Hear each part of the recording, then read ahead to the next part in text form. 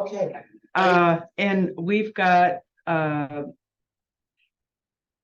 in, oh, let me just look. So we have Paul is with us, Sarah.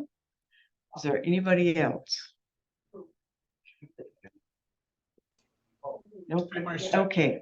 So what we're going to talk about today is we're going to talk about the listing agreement and then just the input sheet for residents. And I know that Jose has been on a listing call where you start the dialogue. This is what we're going to do. And that first dialogue is before you sign anything, but you talk about what your value is as far as a listing broker. Jose, do you mind just shutting that door? Yeah. I appreciate that. Thank you. So Landon, how long have you been a broker? Let's say 3 years, but I haven't done anything. Oh, okay. I haven't written a deal, so Okay. only my own. I got into it so I could write my own. Okay. All right. I'm brand new. So the documents that we're going to go over today a little bit more in detail is your default microphone has changed. Oh, okay. Can everybody out in Zoom land, can you hear me? Yep. Yeah. Is that a yes, Paul? Yes. Sarah? Yes. Thumbs up? No, there you go. All right.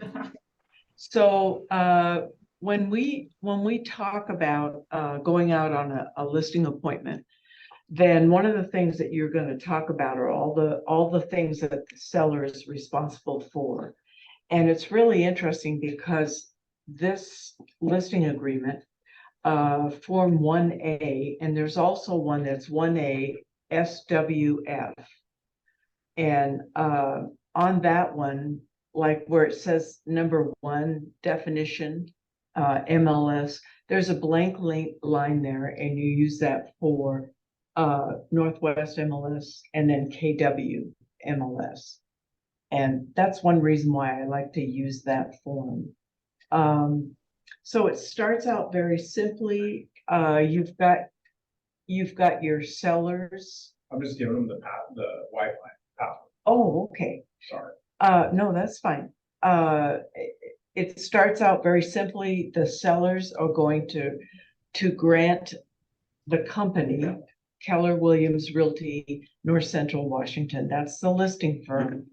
From date hereof, that's when they sign it, until, and where it says listing term, and I put expires there so that you know that date is, and a lot of people will say, okay, so I'm a little late getting it, so I want it to go until December 31st. I like to say, at any time that you're not happy, we can cancel this listing. But for paperwork, if we could leave it longer than 90 days or something like that, and just talk about that.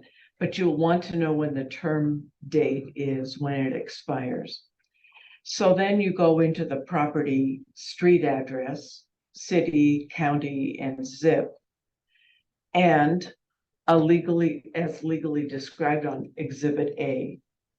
So you're in the process of getting a new listing. One of the first things when you talk about it and you're going to get it, and now you're going to do the paperwork, is that you call your favorite title company that you work with, and then you ask for a preliminary title report.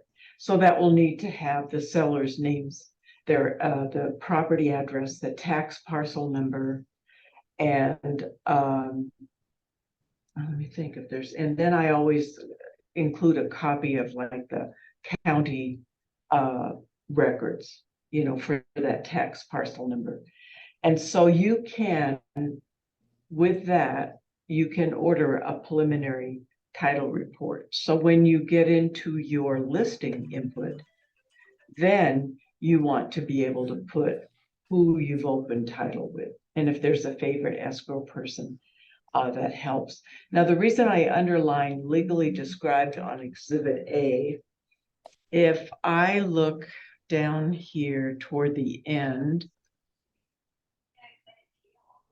okay, sometimes you will not have a legal description, and this is a Word document where I just put Exhibit A, legal description, and then from your county assessor's page, then you find out how many acres, and it always tells you, could be 20.09 acres, could be 0.09 acres. I mean, it really, you just have to go by that.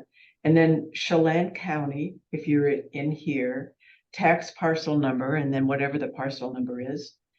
And then Chelan County parcel legal description, and on your county records, you will have a legal description. It'll be very small. Do you know what that looks like? Yeah, okay, it's just, sometimes it'll say tax parcel number, blah, blah, blah. Sometimes it will give zeros, and it will be 45 degrees, and it can be like 3 giant paragraphs. But Jose, you'll see what that is with the listing that you're doing with Lewis. Okay. So that is just a example. And then of course, the next one is, this is what you get from your title company, something that looks like this. And going back to that first page, when you get a new listing, one of the things that you need to do is have your sellers initial the exhibit, the legal description, because that just says, yes, this is the property that I'm selling. Okay, so let's go back up. And that's why, and legally described on an Exhibit A. Compliance, when you go into command with your new listing and you're going to input about 5 or 6 documents, we went over all of those last week, but you would input a listing agreement, you would input the input sheet, you would do a Form 42, which is your agency, and that Form 42 just basically says that you're representing the sellers, and then it pops down, you get their 2 signatures. This firm appoints Marsha Brascher as a listing broker, so then you put your name there, your signature, the next line, and then the formal name of the company. You would also want to fill out a FERPTA, so that either they are aliens or they're not aliens. And that form is stupid. If it's the house and it's before 1978, then you would have the lead disclosure. You would have an initial copy, not so much of the lead disclosure pamphlet, but pre-fill out your 22J, and then also your 22K, which is utilities. So all of those documents kind of all go together, and this sales and listing agreement, this ties everything together. Everything connects to that, and the listing input sheet especially does. Okay, so then as we're going down through this, you're doing a definition of the Northwest MLS and what it means to sell, and that's to bring a buyer, to bring a contract. And then in item 2, then of course, that's where your name goes. So some of these you can pre-fill out. As an example up here, in my template, I have Keller Williams Realty NCW, and I always have my name. That's always filled out. And when you pull that document down into your transaction desk, then these pre-filled things will automatically go as well. So then it's important that you, with your seller, or if you're working with a buyer, that you explain what agency is, and that's the Washington State pamphlet. And that's why in your associated docs, you have your client's initials on it. And that stays apart, and that just signifies you gave them that pamphlet.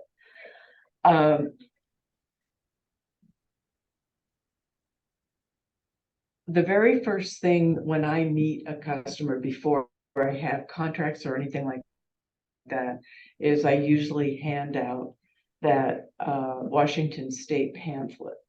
And then along the top, I have a page that says, that has the initials and dates on page 1. And it's like that pamphlet has 2 page ones. Then I just take the top one, they initial it, because my memory is so bad. I always write on the back their real names, because initials, you think, oh, I'll remember that. And then 2 weeks later, you're going, oh, who was that?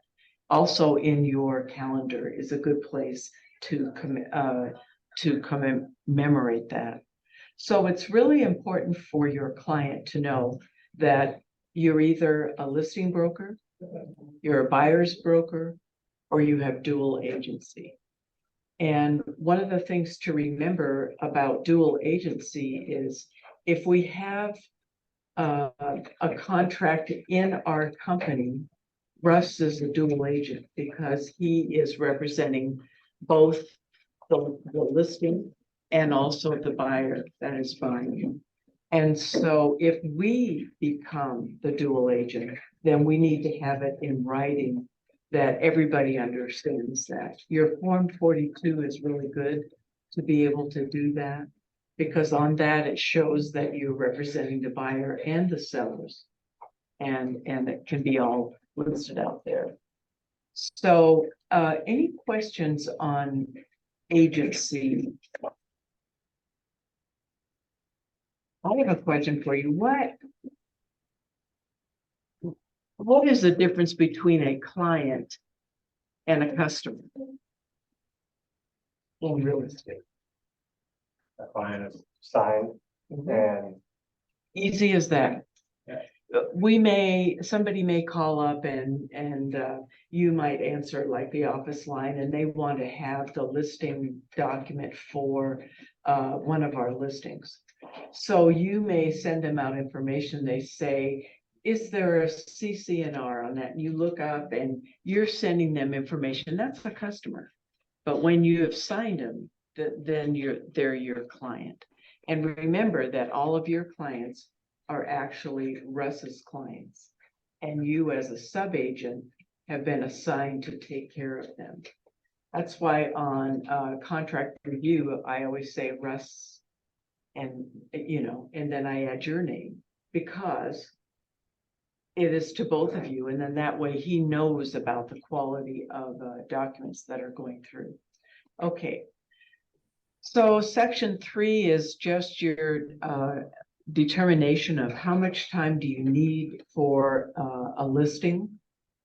To me, you always need time to be able to take pictures, whether it's vacant land or it's a house. You always need time to prep it, whether it's vacant land or a house. Is it ready? And you have those conversations with them about, all right, we're committed to this. We're going to sell your property. How about if you start taking the non-essentials and you pack them up and you remove them? That's an easy way to do it. What can you pack away, but yet leave enough so that when it's not being showed, that that you feel real comfortable in your home and you still enjoy it and you still love it. But maybe there's time when you can take all those personal things off the wall. I'm a little bit weird on that. I don't like to have, I encourage them to do that so people don't come through and take pictures. We do have 30 days to allow all the things that need to happen. Russ has a crew that comes in and in like 3 hours can get a yard looking incredible. I mean, it's really, they prune it, they mow it, they get all the weeds out, and they're really, really fantastic. So the list date, we have a lot of leeway in. The one thing that they will check, do you see on line 20 where it says MLS by 5 p.m.? So if we, today is the 22nd, so Friday is the 25th. And let's say I'm signing an agreement with you that the list date is going to be the 25th. What this means is that you need to have it in Northwest MLS by 5 p.m. Technically, that's what we should be doing. They also offer a service if you go and you have all your paperwork, not your listing agreement, but your listing input sheet. If you have that all filled out and you send that to them, like when I used it, I did about a day in advance, and they would input it for you. All the information and everything like that. So I mean, that is a service that we hardly ever take advantage with. Another way that I like to use that is when I did something I'm not really familiar with, like we had 2 orchards and 1 farm. And so I'm never sure if I've got all the right information, and what they'll do is they'll input it. And then it will be just like when you go into the input on your Northwest MLS sheet or on the website, then if you don't have all the absolute necessary information, it will do a red flag. And I think you've all seen, I think maybe you haven't seen it yet, but when you input it up and you get your listing number, your MLS listing number. Okay. So, and the one thing that they do talk about in here is pre-marketing. And we cannot do that until it's listed. We can't put up a sign. We have to be very, very careful about that, because the Northwest MLS will fine us individually and our brokerage if they find that we are developing out ones. And talking about it in the sales class is a little bit different. Like, this week on Friday, I'm having this great house in Lake Wenatchee and blah, blah, blah, and talk about it. I like to send it out to everybody on my team that I have a new listing, and it just really depends what you like to do. But you can't do any of these things, text, social media, any of those, until it is live. And the reason for that rule is because they want it to be fair. They want all the real estate brokerage firms, and there's still, if it's in-house, there's still an advantage, but they want to try and make it as. Isn't it if you advertise like coming soon on a listing, you get fined like $1,000? I don't know what the fine is, but that's what we're talking about. That's pre-marketing. Does that become like a pocket listing then? Yes. That's the same thing. Mhm. Because you have to have this signed listing agreement and then be advertising it off market during that time for it to be a pocket listing, right? Before Yeah, it's but you don't want to market it. No, I know. Yeah, I'm but just you might asking have a for list of- classification. Yeah. It's just easiest. Get the paperwork signed, get it out there. The more people that know about it, the more that you're going to be able to sell that for your client. Okay, so for compensation, 4A is what the listing firm. And remember, we do not have any set price. When I talk land, I talk anywhere from 6 to 10%. The more remote, the closer to 10%, I'm going to really advocate for. Otherwise, people don't want to drive their clients out there. And how you talk about it, there are a couple of things you just have to be real careful. Well, my rate is, we can't have a set rate. We have to negotiate that every time. Yeah, with it. And then if there's a unrepresented buyer that comes in, so you're the listing one and a buyer comes, but he doesn't have a broker, that's going to be more work for you because you're literally going to do the work for both sides. So negotiate as if you were a buyer broker on that one. It doesn't have to be the full one, but there's a lot of liability there. And then remember that the seller does not have to pay the buyer brokerage firm. And that's been ever since October of last year. But really encourage them. What are the benefits? If you put 0 here and I bring a buyer and I tell them, like, I'm residents in this area and all the showing and everything, I would like 3%, that 3%.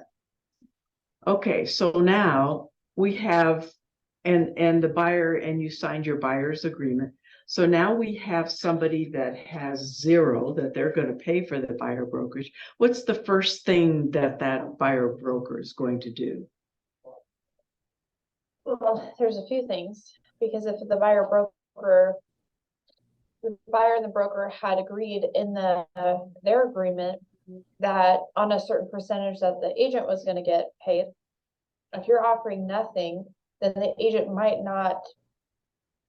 have that allowance to not even show the client this home, because they said, if they're not paying your fee, I don't wanna pay it, I don't want you to show it to me. Yeah, they can't, and they say, I barely have enough for closing. Yeah. And so if that happens, so if you have a buyer like that, the first thing that you're gonna do when you put your offer together is you're going to either increase the price to cover that and then ask the seller to pay for it. That's what you'll typically probably have to do. And then there are some buyers that say, you know what, you have taken me all over hell and gone, and we're back, and I want this house, and if there's no percentage on it, I want to see all the houses, and we have an agreement, I will pay that compensation. And so this is an area that is open. The dual agency, you just discussed that if it's in-house, to me, if it's 2 different brokers, I think it's the same. It just happens to be in-house.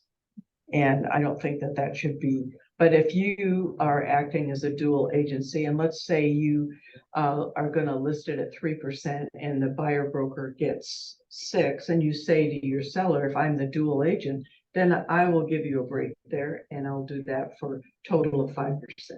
So, I mean, these are all things that you talk about.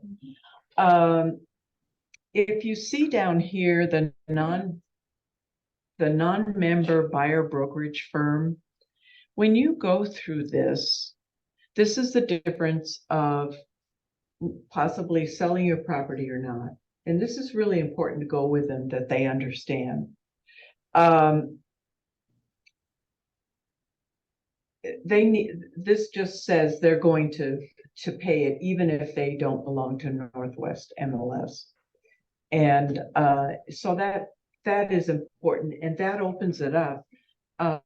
When we put it on KWMLS, it goes to, it's over 100, and it might even, 300, I think. yeah, different websites besides what the Northwest MLS does.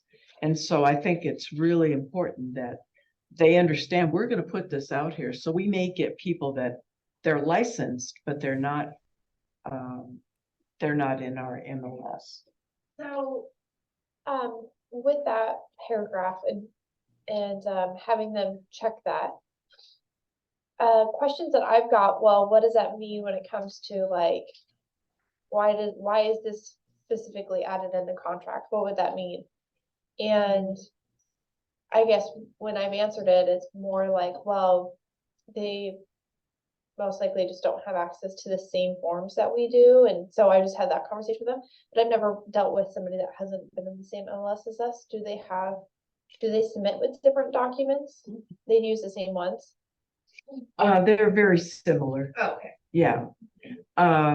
Russ just went through this, with, a client or a broker in, Republic. She came to a medical emergency, and so we took that over, and the person that got the accepted offer was out of Spokane. And the documents are very, very, similar.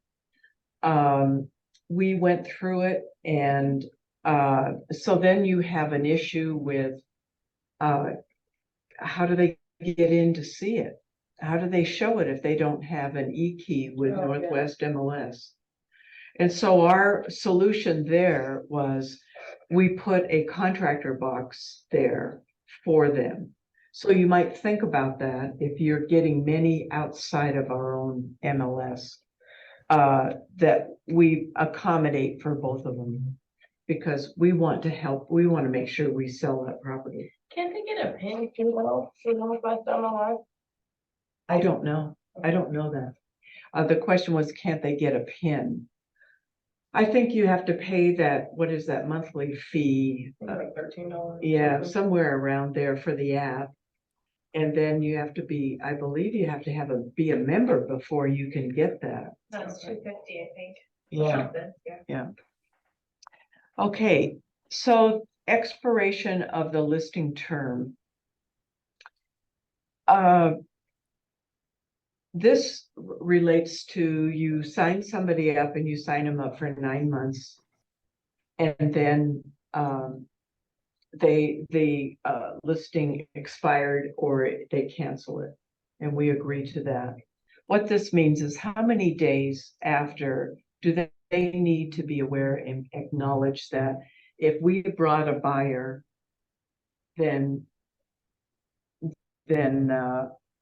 that we get part of that commission. And that's what the tail is how long does this kind of last? 6 months normal. To me, that's awfully long, especially if I do that. I believe it's a Form 52 where we end the listing. And it's mutual. They want to go, either they want to cancel it or let it, and just come back in the spring, or they don't like what we did, and that happens. Go someplace else, lower the cost, and they sell. So, it just really depends. Usually when I fill that out, I just put 30 days, just so that you're aware. 30 days, just be really careful. If we bring you a buyer, and that will be so you don't circumvent this whole thing and talk to them, get it, okay. All we have to do is wait 30 days and then we can write it up ourselves. I don't know how many times that happens. I don't know. Have you heard of it happening? You know anybody that it's happened to? I will give you a personal example of this. We had a winery, and we had that listed, and we advised them at what price they wanted. They almost doubled it. And so we got a lot of showings, but we didn't get any offers. So then afterwards, what had happened, somebody had been there and visited it and then said, this comes up on my real estate. Is this for sale? And they said, yes. And then they said, if you go to our broker, they can give you, we've given them all the financials, everything like that. And if you're a qualified buyer, then you can see those. He then brought somebody in to buy it from on the west side, Russ did, and it didn't work out, and the listing went out, and he had connected that seller with 2 potential buyers, and they did sell to one of them. Russ didn't you know, he's not that way. He didn't go after him. But it was, well, there were three of us on the team at that time, and we put in so much work on that. But, and that's kind of, that shows you about that person, you know, Yeah. and they get it. They get it all back. Yeah. Okay. So this one is number 5 is just talking about your lockbox. And that's why I wanted to talk about sometimes if you want to have an extra key on a contractor box, just be real careful who that goes out to. All right, so the seller authorizes or does not authorize the firm to provide the property to licensed brokers who are not members of the MLS. So here's another place where they authorize you to be able to give information out. If authorized, the listing firm shall or shall not be required to attend any such showings. So if you do have somebody out of your area and your MLS, I can understand in a really high-end home where somebody would say, if you do that, I would really like for you or somebody from your office to be there. Yeah. And I think that's a really good thing. And then the last one is, if authorized, the listing firm shall or shall not require brokers who are not members of the MLS to execute an access agreement prior to any showing. I have no idea what that access agreement is. I'll have to look and find it, but I've never used it. So I would say on that one, typically probably shall not. Okay. This next one is where you're going to give the permission to let the Northwest MLS just put it out there.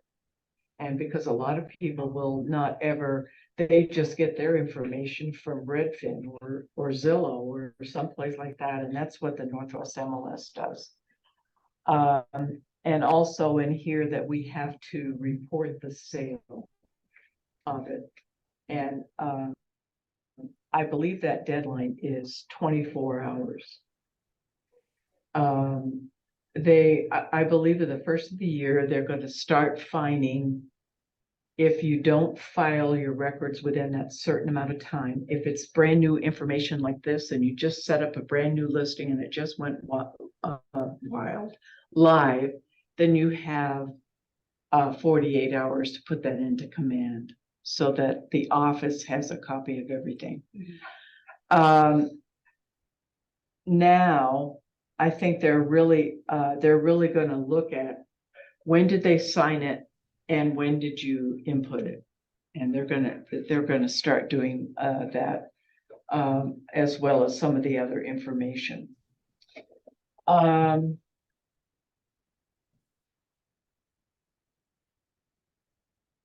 And you want to have a conversation with them about the fact that they need to make sure that the property condition start packing up the personal things and getting them out of the way.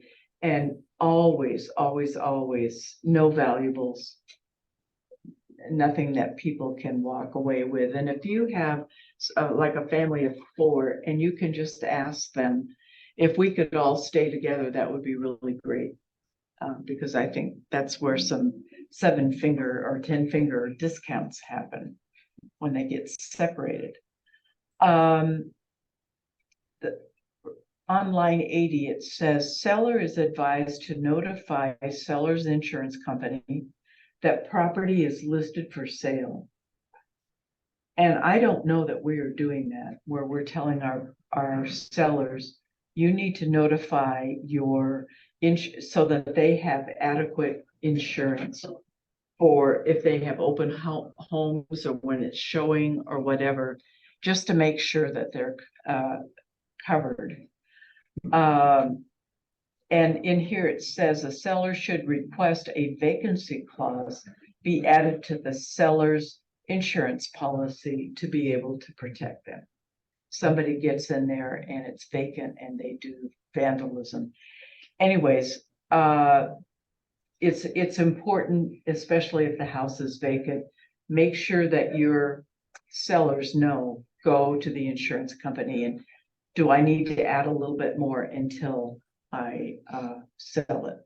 Yeah, that didn't happen to my client, but she was my client, but it didn't happen during our transaction, but she told me about a previous one that they had. And it was over on the west side. They had their house for sale, but they weren't living in it anymore. And then squatters came and ruined their house. And the insurance company didn't know that it was vacant and that they had it listed. And so they didn't have the insurance cover, that it wasn't their primary. And the insurance company said, I'm not paying for it. Because you weren't living there. Because you weren't living in it, you didn't tell us, yeah. So, gotta be careful. Yeah, so that's important to talk about. Sellers warranties and representation. Seller warrants that the seller has the right to sell the property. If seller provides firm with any photographs, drawings, sketches of property, seller warrants that the seller has the rights to those photographs. Sometimes when you have people come in and do drone or your photos, professional photos, then many times what those professional photographers would do is that for this listing, for this duration, you know, you can use these. I don't know. I don't know that I've ever heard anything over here. It's just so much better over here. You're not wrong, Marsha, you're not wrong at all. Yeah. So on line 90 here, we have seller represents to the best of the seller's knowledge that the property information on the listing input sheet attached to and incorporated into this agreement herein by this reference is correct. So it's really important that they understand. Square footage, you may be off a little bit, but that's why we do Form 22D number 1. We are representing, we're not guaranteeing. Okay.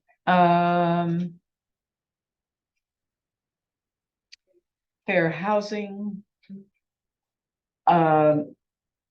The note that I put in here, this can be a 2-minute conversation, but we need to remind them that they cannot make their decision based against a discrimination on any of these things. And I just really read them out to them. And that's sometimes when you'll find, well, I don't want any redneck, you know, whatever they say, whatever their, Sounded pretty redneck. yeah, they did sound, yeah, because it's probably my relatives. Anyways, the reason I wrote this in here, you know, when you submit an offer, a love letter and a picture of that person, husband and wife, couple, family, or whatever, sets them up for discrimination. You want to protect your buyers and say, that's really lovely, that's a beautiful letter, but I really advise you not to give it to them. Because if they make the decision and they happen to see that you have 12 kids, then they like their neighbors too much. They're not gonna, you know, I mean, we just don't know. It's difficult, but especially if they come back on multiple offers and they deny one, but they accept another, then we need to make sure that sellers are aware. You want to do it on the offer. What is the best offer? Okay, so this one's short sale. Has anybody ever done a short sale? I've personally done one, and then I've done several, probably about 12, 13, 14 in that particular area. It is really important that we understand, like for an example, if you look down here, it has distressed home conveyance. There are business models where, and we have people in our company that do this, that come across people that are in distress. And they're through whatever reason, their interest rates, late penalties, they decided not to do whatever. And they decide to come in and buy that home, but the original homeowner still stays in it and pays rent until they pay back those back charges. And then if they ever sell, that company that helped them gets a percentage of their profit. So if they, and this is a legitimate business model, and we have people in our company that do that from time to time. So what they do is, here's a couple, maybe they both got laid off. They didn't make payments for 4 months. And they're both real estate brokers, and it's all disclosed, and they come forward and they say, we're going to buy your home and we're going to get your loan caught up, and then, or whatever the fix is to help them. And then usually within 6 to 9 months, they're either ready to sell or they're ready to buy back that portion from those people that help them. So this is a viable business model, but you have to make sure that the property owner specifies that it's not a short sale. A short sale is where they owe more than the value of the property. We won't see that yet, but I believe that's coming, because as the value of property, if it goes back down and they got a 0% down payment loan, then their house is going to be, they're going to have a bigger mortgage than the value. And so we just need to make sure that our seller is not in that situation. Any comments or questions on that? And I want to make sure that, nope, there's nothing in the chat. All right. Number 11 is very important. That's where the first time you're going to talk to them about a Form 17, a seller disclosure for improved property, unimproved, or commercial, that by state law, they need to fully and completely fill that out. And we need to tell them exactly what that is. So what are the areas that, if you're representing a buyer up to the day of closing, what are the areas that you can come back and you can actually terminate it according to the Form 17? What areas can you stand on if they give you an incomplete seller's disclosure? Wait, Blank can you ask the lines, question no. again? Okay, Because I'm just thinking it's how you answered it, Mhm. because they gave you an incomplete one, but I feel like I'm missing the question. yeah, if they give you an incomplete, well, first of all, we're gonna talk to the seller, and we want him to have them to have a complete Form 17, whatever kind it is. So the rules are, every single line needs to have a check box or a box checked.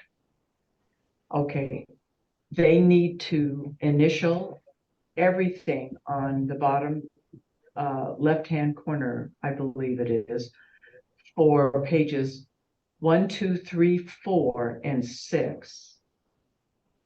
And then they have to verify it on page 5.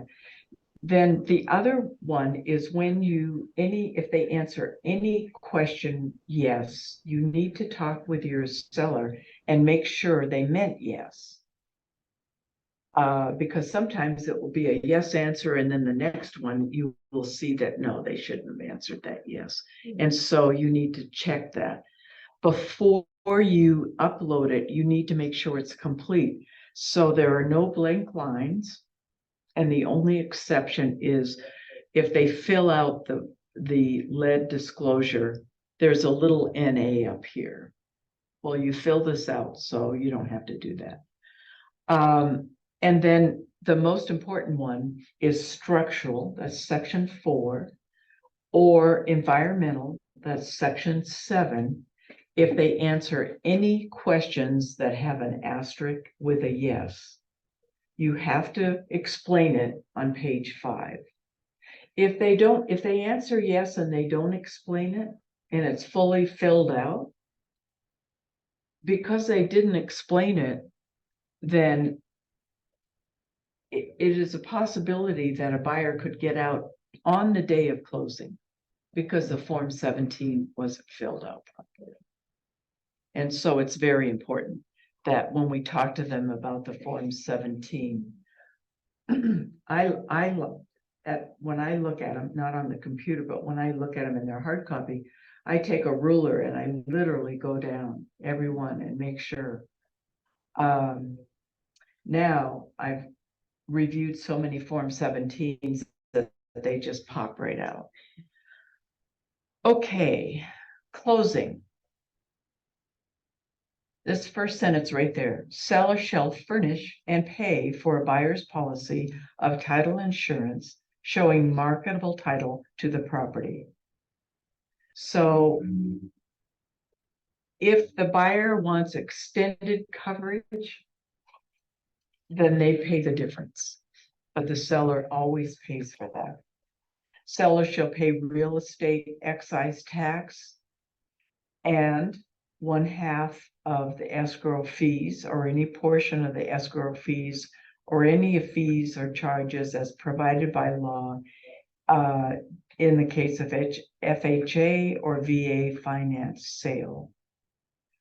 So it's really important that they understand that they're going to be prorated on everything according to the closing date. A lot of people will pay their taxes once a year, get them all done. So if closing is September 1st, they pay it through the end of August. No, they pay it through September 1st, and then the buyer pays it through the end of the year. And if you look on here, it says rent, taxes, interest, reserves, assumed encumbrances, homeowner fees, and insurance are to be prorated between the seller and the buyer as of the date of closing. So it's just really important that the seller knows what their closing cost is going to be, have an idea. When I list something, let's say I'm going to list a house for $850. Then what I like to do is, well, especially when Vanessa was my escrow officer, I would say, okay, what would be their net proceeds if they got an offer at $850, $825, and $800? Can you live with that? And that would give them an idea of what the percentage is of what their net cost.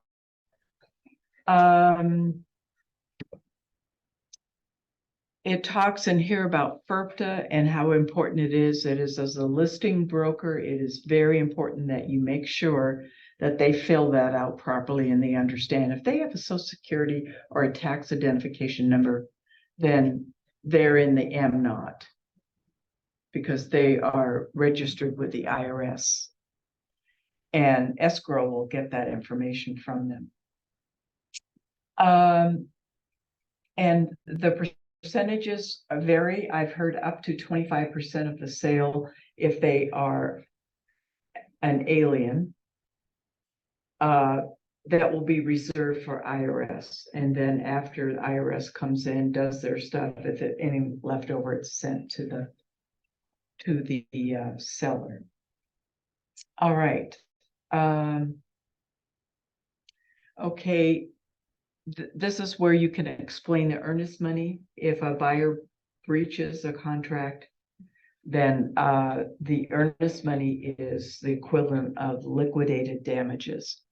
Any cost or advanced or committed by the firm of the seller's behalf shall be paid therefrom, and the balance divided equally between the seller and the firm.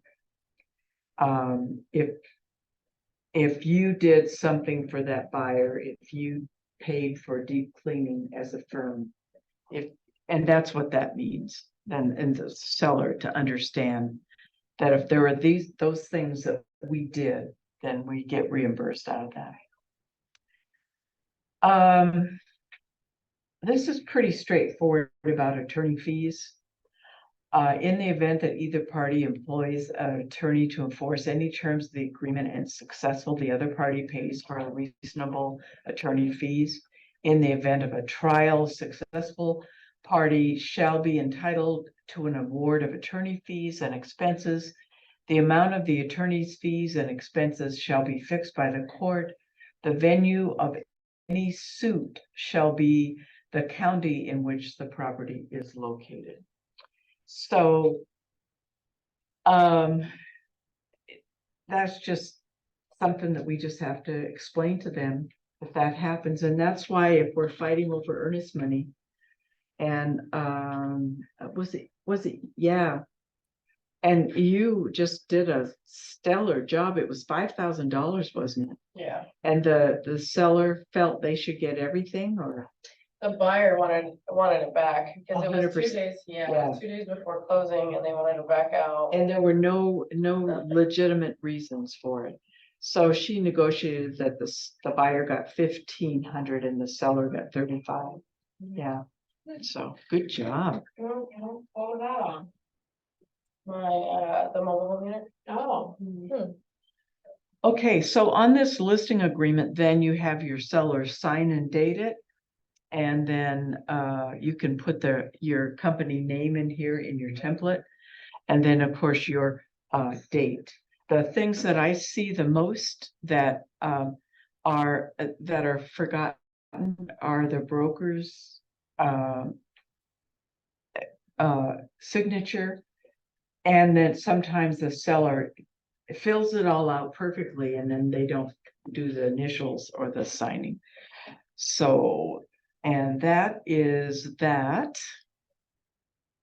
The listing input sheet, you have to fill this out. Oh, I never did go over the difference between Form 1A and Form 1B in the listing agreement.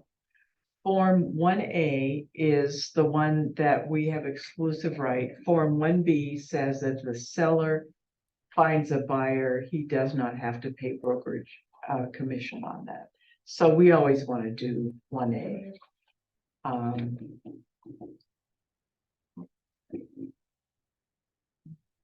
There are any other notes that I wanted to get? Okay. So you pretty much are going to have this listing input sheet filled out, and then when you upload it, it signs your MLS number. Then you have to consciously come back and put it in here. This is probably the number one thing that I see that's left out. And then on the very top of page 2, you need to have the complete address. Number, street, city, state, and zip. And once you fill it in there and your lag, then it goes all the way forward. It autofills every other place. Okay, so this is pretty self-sufficient in that. A good way to get the listing number too is to go into Northwest MLS and start it, and then it'll give you a listing number, and then just go back in and put it in. Yeah. That way it's not forgotten. Yeah, and I just like to remember that when I have them sign it, I want them to sign something that has a listing agreement. If you do like a Form 7A, or is it 6A? It's one of those where they don't want their name or their city and state that they're living at. Then you have to sign that, and there's a place in there that you also have to put the listing number on that one. Okay, so this is pretty self-explanatory. You go through the state, the county, city, zip code. I have never put the additional 4. I don't even know where I would find that. This is a really important area, like for Lake Chelan, and even into Manson is 961, and that's Lake Chelan. It's not the city of Chelan. We fought for that because they had a separate one for Manson, and that opened up our that whole area. if it has a special community or a district name, or it's like if a lot of people know this development by the Pines, or something like that. That's all that is. And then sometimes we forget this. The street number, the modifier, the direction, north, south, east, west, street name, and then afterwards, if it has like a northwest or a southeast or something like that, then these will give you touch on them, and then they will go down and they will give you an idea of what's needed. If it is a unit number, you can put it in there. When I first work with a client, I haven't given them a CMA at this point. So we haven't discussed pricing, and I just tell them, I'm gonna leave this blank because we want to do this together. And then your agreed upon listing date will come forward from filling out your listing agreement in your transaction in Northwest MLS, if you do it all in there.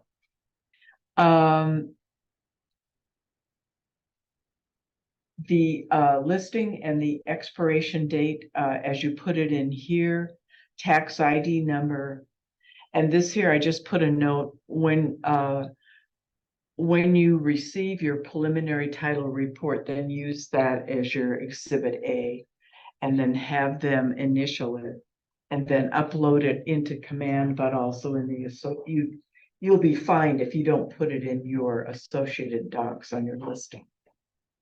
And everyone knows where that is, I think.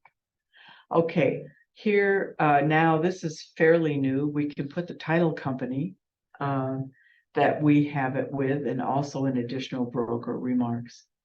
Okay, so here is offers. You're either going to do seller intends to review them upon receipt, or there's an offer review date. If you check that one, then you'll want to put the date over in this one. If you think this is going to be a real competitive offer, a house, and you want to have the list date on the 2nd, and you want to review everything on the 10th, then you need to be able to put that in there so that buyer brokers can know, okay. And then it's nothing wrong with being in touch with them or giving that information. Yes, I have 4 offers I know that are coming in. And then as a listing broker, that's when we can say, really recommend to your buyer to bring their best and final offer. And that works there.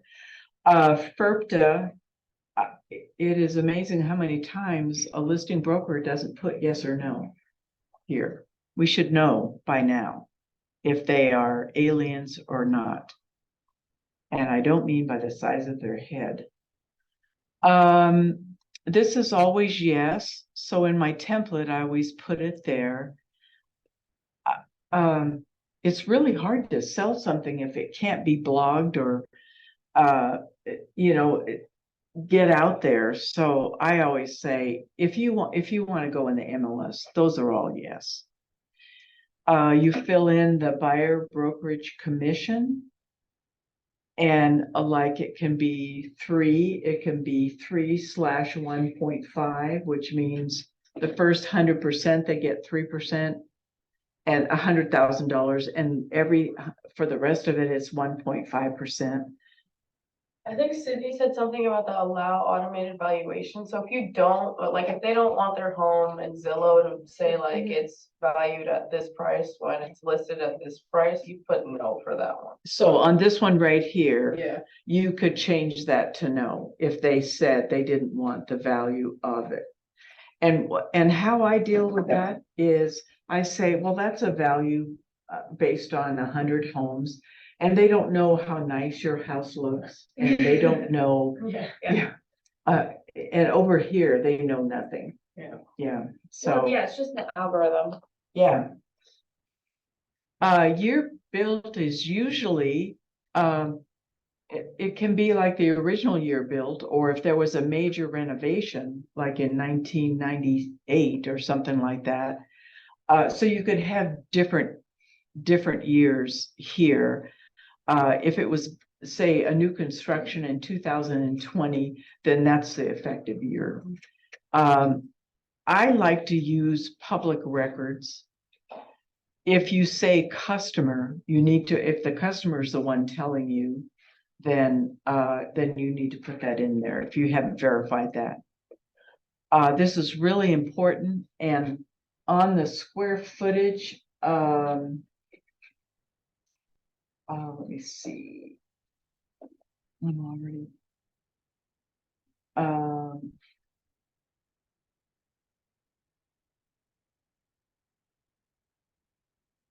It says in our manual for this form, insert the approximate square footage, and that's what you tell everybody.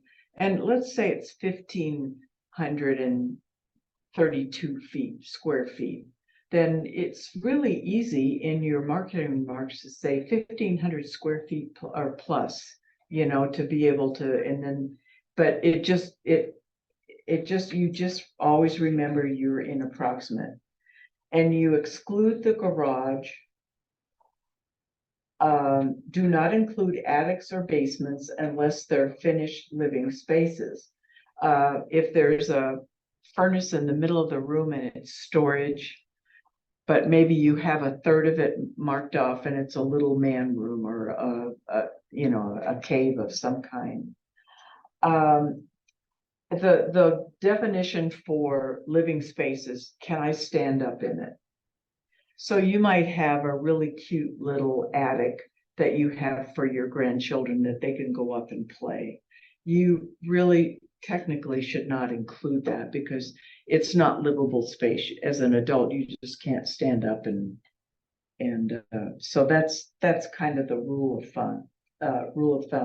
And it says, let common sense guide you.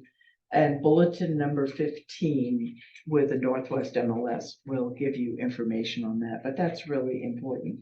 And then it's important to understand how much of the square footage is not finished. So you have somebody handy, that's really great. So I've got 2,200 square feet, but I have an additional 800 that's unfinished. Nice. Bonus. Okay.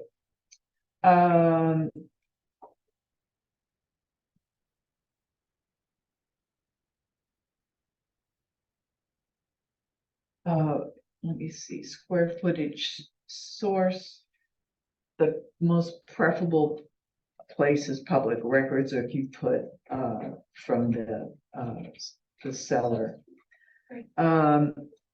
Your lag number and your listing office number, you should know that. Okay, so let's go down here and get caught up.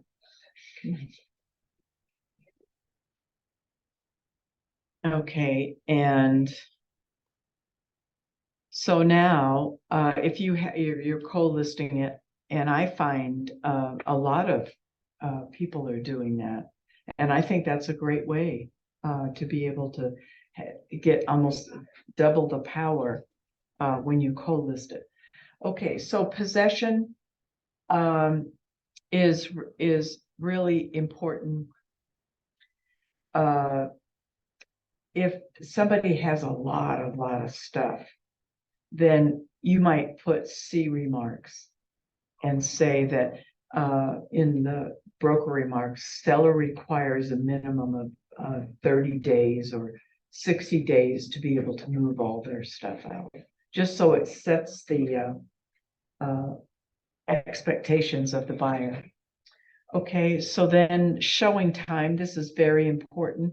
If you use showing time, Russ is one, he hates it and he never uses it on his property. So it just depends what you put here. If there's an appointment required, you can have it where you set every single appointment and you clarify it with if there's a day sleeper, if there's a gate code, if you're using the key box, or if you're using another one. Pet and house is good. I've experienced that where I let a cat out oh my God, I had a heart attack. Power off, that's good to know, so you don't go after dark. Renter, call first. I put that in the broker remarks, that 24 hours, is required. Security system, it's good to know that. There's showing time and then there's vacant. So it just depends on what your client wants. And then right here, the very first thing on potential terms is I usually just do cash and conventional. If I speak to them about, are you interested in owner financing, that if you're gonna be in the price range where it's FHA or it's USDA or VA, you might want to explain a little bit about the seller participation sometimes in those kind of financing. Yes or no, is it a short-term rental? If it's a monthly rental, what is it rented out at? Is there a senior exemption? That should show on your county seat. And the first right of refusal. If you have a seller that says, when I get an offer, my neighbor wants to be able to look at that and see if they still want to beat that offer. There is a form that must be filled out, and it must be identified that there is a right of first refusal. And that form 1R just states a person's specific name. And then usually I've used that twice. And both times I said an offer's coming in. Do you still need to send it? Nah, that person doesn't care anymore. So I mean, it's not something you see a lot. The most current tax year and what the taxes are in Form 17 if it's provided. And if they're in a state, then they do not have to have one. And what is really nifty in command, you take a blank piece of paper and you type estate sale Form 17 exempt. And that's it. That's all you have to do. And then at closing, when your check is ready, Form 17 it's done. Don't have to worry about it. Okay, common interest. If you have a common driveway, if you have an HOA, if you have a shared water system, like a group B, condominiums are the best ones. They are what is common interest. And the deadline on there is, if it was created after July 1st, 2018, then yes, they are common interest. If it's like if there are multiple people that are going to take care of the main driveway, if there's like a shared septic, if there's something in common with all the owners, then that is a yes. If it's prior to July, it's a no. Most people don't even put anything there. Select whether the property is located in a common interest community, includes certain condominiums, cooperative, plat, leasehold, and miscellaneous communities created after July 1st, 2018. Or before, if it was created before then, but they've adopted these common interest things, then there's a legal bulletin 213, and I'll have this in the handout that you can read. And the best way to know is common interest communities are managed by association. So your HOAs, maybe it's just an association for just the road.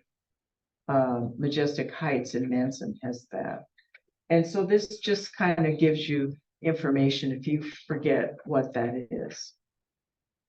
Okay, Homeowners Association, if, this I believe is a yes or no, and then what are the dues, and are those monthly or yearly? On that, and what does it include?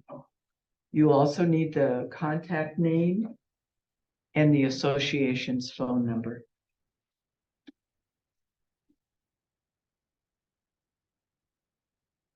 If you know, like they're going to, it's a condominium and they're gonna put a new roof on in 2024, and you know that in January, you're going to be assessed a certain amount of money each month until it's all paid for, then that's information that your seller needs to provide. Because that's assessment fees that are going to be, they know about, but they're going to be levied after, if your closing date is before January 1st. Well, that's going to be very important.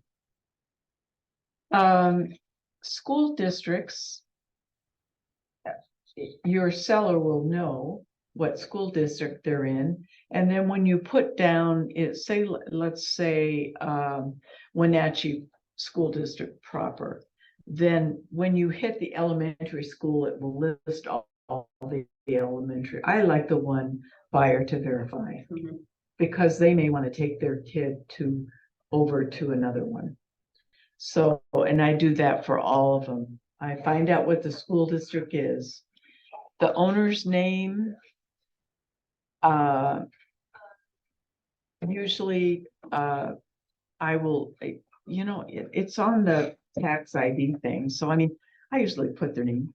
Like I have, somebody that owns an LLC, then I'll put, the name of one of their LLCs is DHAT, DHAT, 4, because there's 4 people in their family, and it's a LLC.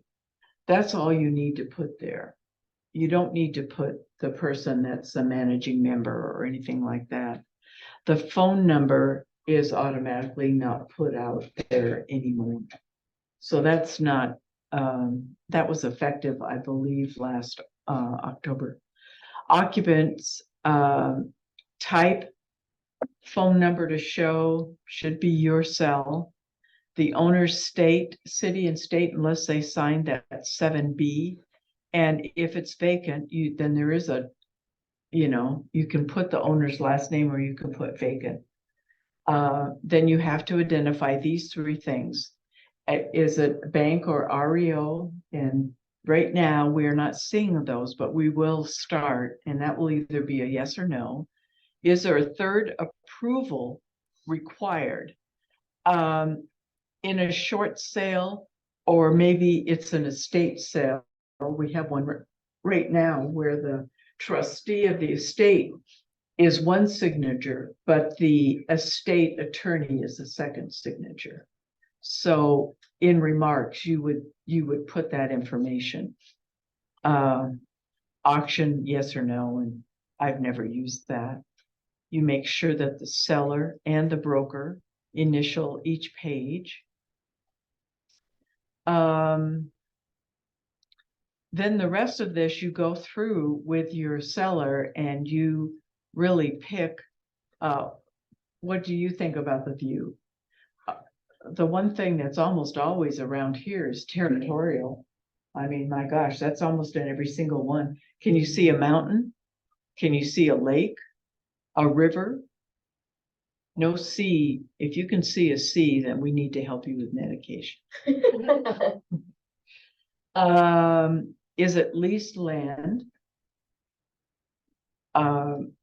So that's important to know. Okay, and then the site features. Some people will pull this out and they will say like, okay, so this part over here, there's a really nice big park over here and there's tennis courts and there's whatever. It may not be an HOA, but it could be that it's very close. Oh, look what they added, electric car charging area. And then you can look at it and see all the, oh, you know what, I'm sorry. The site features are at that location. Let me see, is there park on here? Okay, so let me find that other. Okay. Go through and find anything that works. And the more that's checked, the better. I mean, that's accurate. Okay, lot details. You just go through and pick what's available, and if they have water access, do they have beach rights, community waterfront, deeded access, non-deeded access, or we don't have any of those over here. That would be the ocean. Do they have? So right here on the next line, the building information, and I'm sorry, I'll try and go through this quickly. If it is on septic, then you need to take the time to find out how many bedrooms, because if you list it as a 5-bedroom house, but it has a 3-bedroom septic, then you have to show it's 3 bedrooms with bonus rooms. You can still advertise, but you can't say 5 bedrooms because they say they know how much a bedroom is worth per flushes, let's say. And so that's very important. All this other information, if it is a manufactured home and you have that information, great. If you don't, you should get it. The exterior, some people just know this. And if you have any question, just ask a couple of people and, they can tell you. Usually this is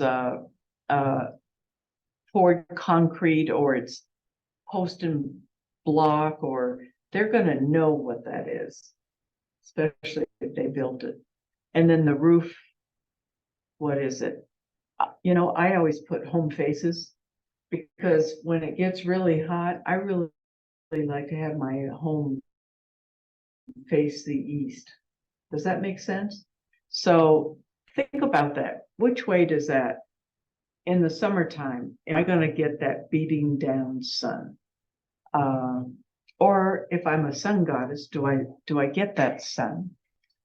Okay, building information, usually it's built on lot, and then you can either have manufactured home or modular.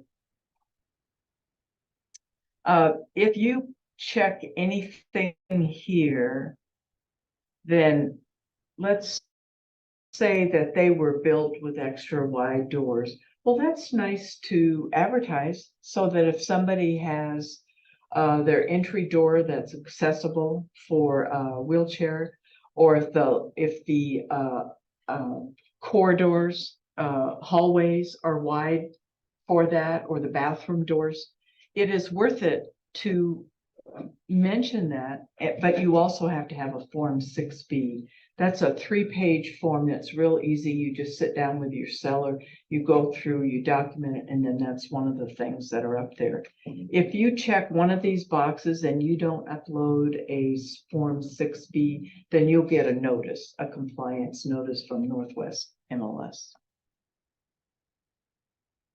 Accessory dwelling unit there are certain rules for that, and you have to be on the same septic, and it has to be within 1,200 feet of your home, I believe it, or is that the septic?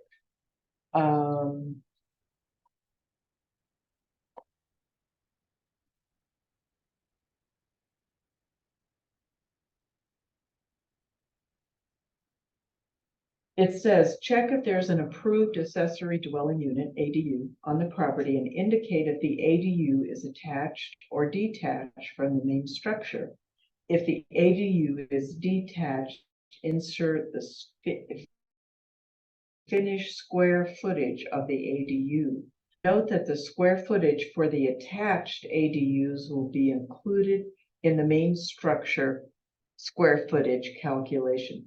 You may also indicate how many bedrooms and bathroom are in the ADU, and I believe for it to be a standard, it can be no more than 2 bedrooms and 1 bath, I think, is an ADU. Okay, so if you do that, there's a lot of advantage to it, but just realize you'll need a Form 6B. And the same thing on the next page, if it's green certified, and a lot of new places are, then you need a Form 6 green information supplement, and you just go through it. If you are happen to be fortunate enough to have a developer and a builder, and you're the ones that are going to advertise for them, then this will be really really good information. The next is back inside the fireplaces. Where are they located? And don't forget that if it's electric, but you have a gas fireplace, then you check propane or other or gas as well. Interior features, there's a lot of things in there. I think it's important to understand the location of the water heater, because it's really difficult if you go to show a house and then you can't find the water heater and it's out in the garage that's detached. You know, you really need to know that. Energy source, what kind of heating, cooling, floor covering. These are all things that your seller is going to have a tremendous amount. And then, like when you go to your broker tours, start really noticing all those things and see if you can walk away and remember all the different things and how you would list it. And you think about that. One of the things that I loved in a listing on a house is I love to talk about the kitchen from a chef's point of view. Not that I'm a chef, but what are they like? How is it laid out? Whatever. Okay. This one is very, very important. Appliances that stay. And remember now, they're going to show refrigerator and then an S in parentheses. And it could be one or two. And if they have two, but they're taking one, you need to make sure that the buyer knows that. Otherwise, you're buying a refrigerator with your permission.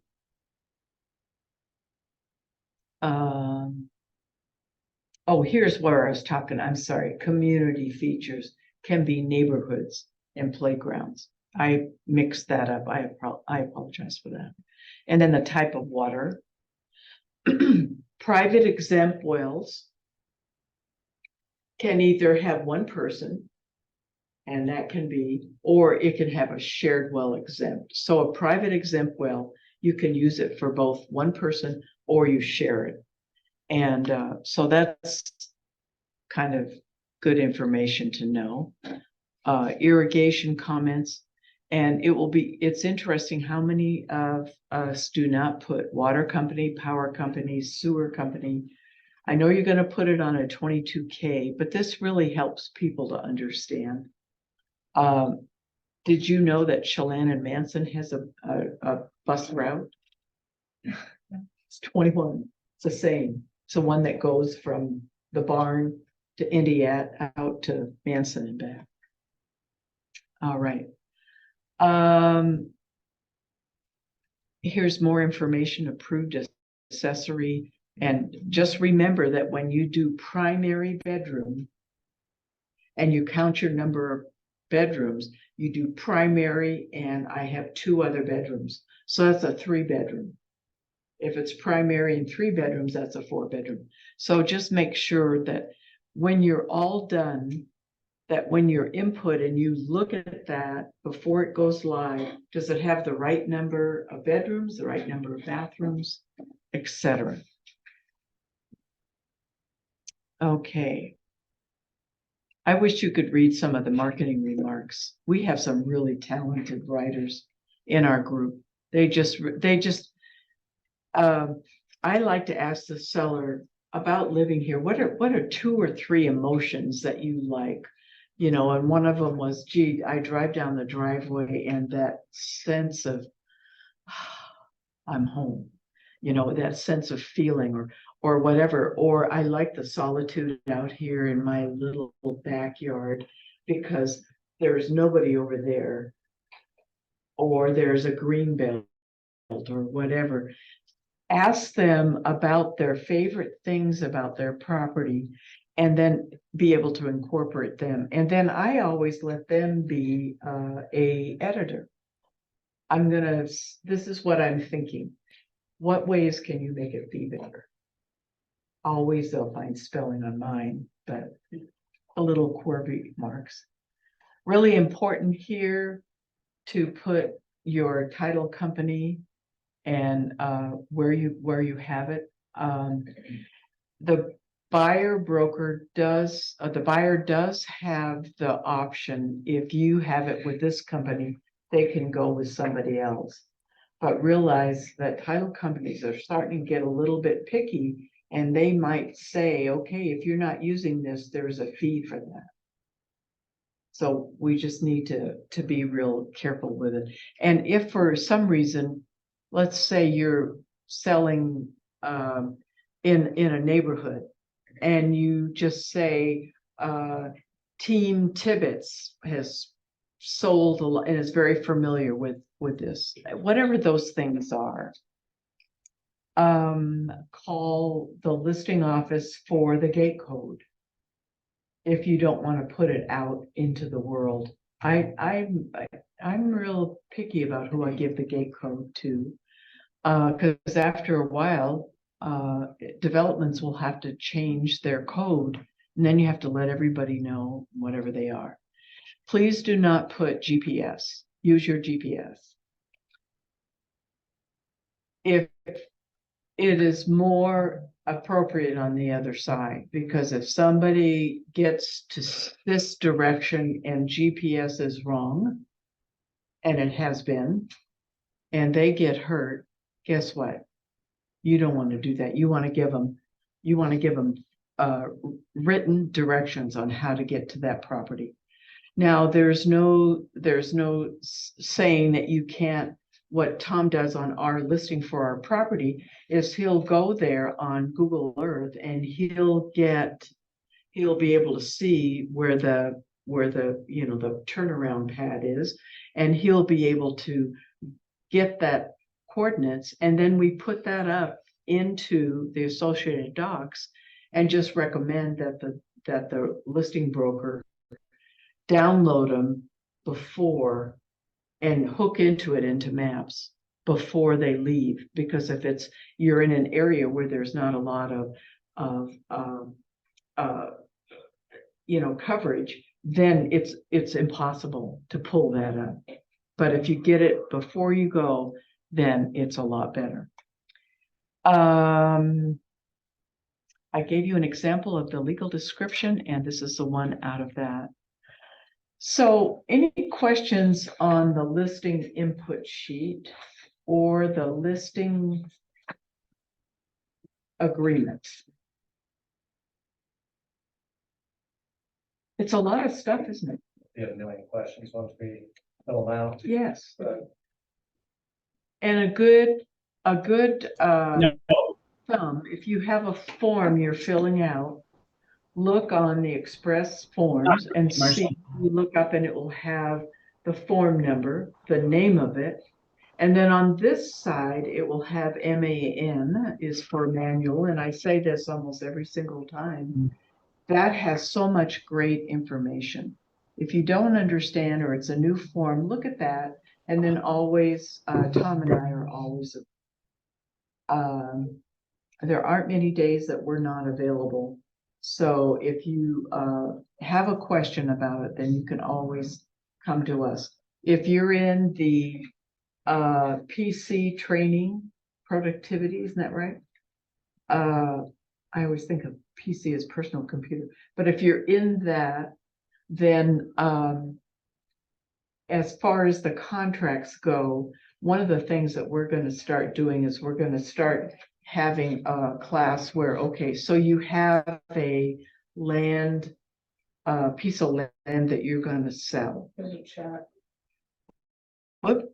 There's someone in the chat. Oh, thanks. You're welcome. Thank you, Sarah. And we're very close to the end. Well, that was a good pattern interrupt. Anyways, whatever I was talking about. Program and we're about to do this with documents. Yeah. We're gonna sell a piece of land. Yeah, and we were even talking this morning about if somebody is an experienced broker and they come in, then we just give them 3 scenarios and we look at their contract, what they would, how they would fill it out. And if they're real experienced, then they don't have to send it to office for review. And so it just really depends.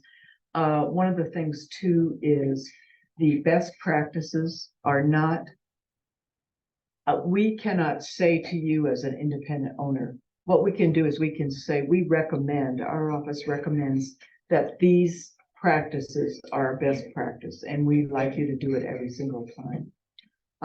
As an example, on a Form 22D, they like to have one statement that the seller acknowledges that they've received and read the Washington State pamphlet, The Law of Real Estate Agency. The second one is seller agrees to deliver Form 17, seller disclosure within 5 days of mutual. Well, on an estate sale, then you don't need that. And so, like, for what are the forms that they say for best practice on a residential? What are the ones that we really recommend? You're going to have either a 21 that's going to be whatever your purchase and sale agreement is, 23, 25 is land, 28 is condo. So either 21, 23, or 28, you're going to have that purchase and sale agreement. If it's for a residence, what do we recommend? 22D, 22RA, and 22VV are the extra ones, but plus title, of course, you don't always have title there. You always want to do title, because that's the most important thing that has that. And then on vacant land, the VV, that is the only one. Everything else is the same for the 22D, and the RA and T on that particular one. And so also on counter offers, we say if you're representing the seller, there's a certain paragraph that we like to head out on the counter offers.